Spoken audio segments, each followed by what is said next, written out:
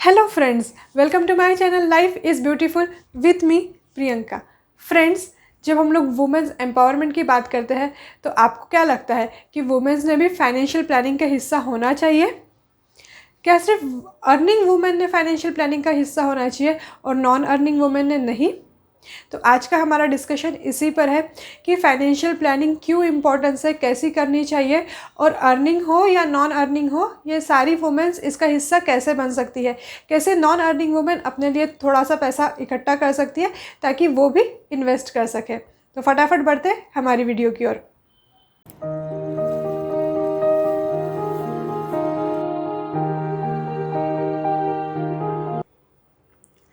तो financial planning करने के लिए बहुत ज़रूरी है कि पहले इसका इम्पोर्टेंस समझा जाए, और जब इसका इम्पोर्टेंस प्रॉपर्ली समझ लिया जाए तो ज़रूरी है कि ये दोनों ने करना चाहिए। हस्बैंड एंड वाइफ ने दोनों ने अपने लिए करना ही चाहिए। अपने लिए मीन्स सिर्फ अपने लिए नहीं, फैमिली के लिए। और जब आप ये फैमिली के लिए कर रहे हो तो बहुत ज़रूरी है कि ये आप एक दूसरे के साथ शेयर करें, मिलकर करें। जब आप मिलकर करते हो तो इसे अच्छे से बेटर तरीके से कर सकते हो, और जब आप एक दूसरे के साथ शेयर करते हो तो जब इमरजेंसी में इसकी खास ज़रूरत होती है तब दूसरे पार्टनर को पता होता है कि आपने क्या प्लान किया है, कैसे प्लान किया है। तो 3 चीज़ें बहुत ज़रूरी है। सबसे पहले इसे समझ लेना कि इसका इम्पोर्टेंस क्या है। सेकेंड थिंग, ये दोनों ने करनी चाहिए और मिलकर करनी चाहिए।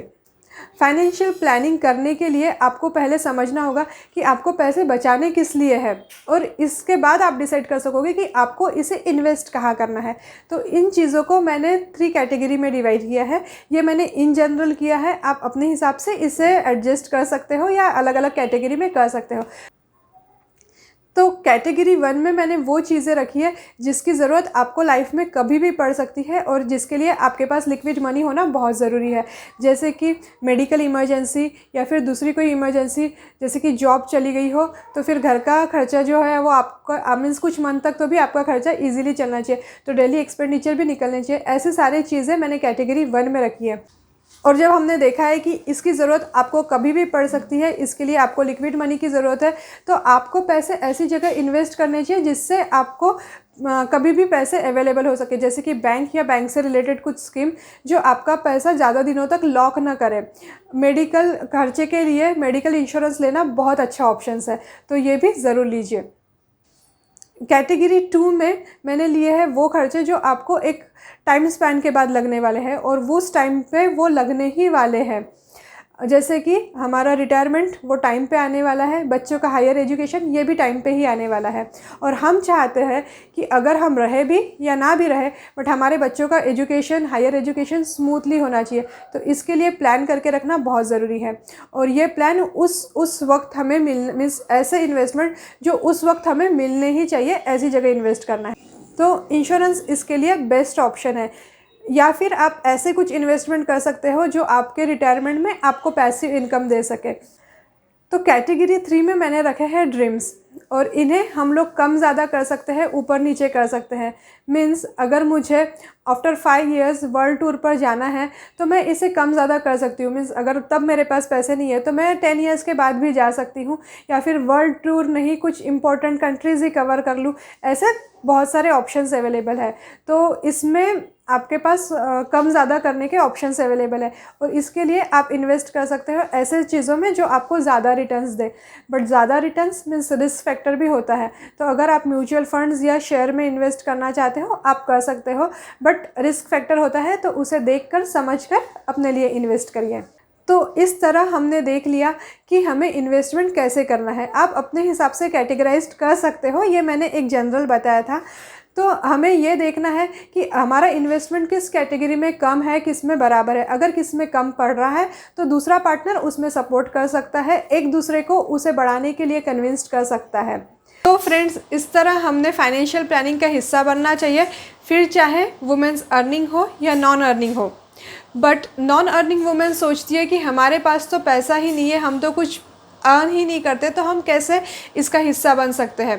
तो थोड़ी थोड़ी अमाउंट अपने लिए वो भी बचा सकती है और इसका हिस्सा बन सकती है। आइए देखते हैं कैसे वो ये पैसे अपने लिए सेव कर सकती है। फ्रेंड्स, अभी जो मैं आपके साथ शेयर करने वाली हूँ ये बहुत छोटी छोटी बातें हैं, और मोस्ट ऑफ द वुमेन ये करती भी होंगी।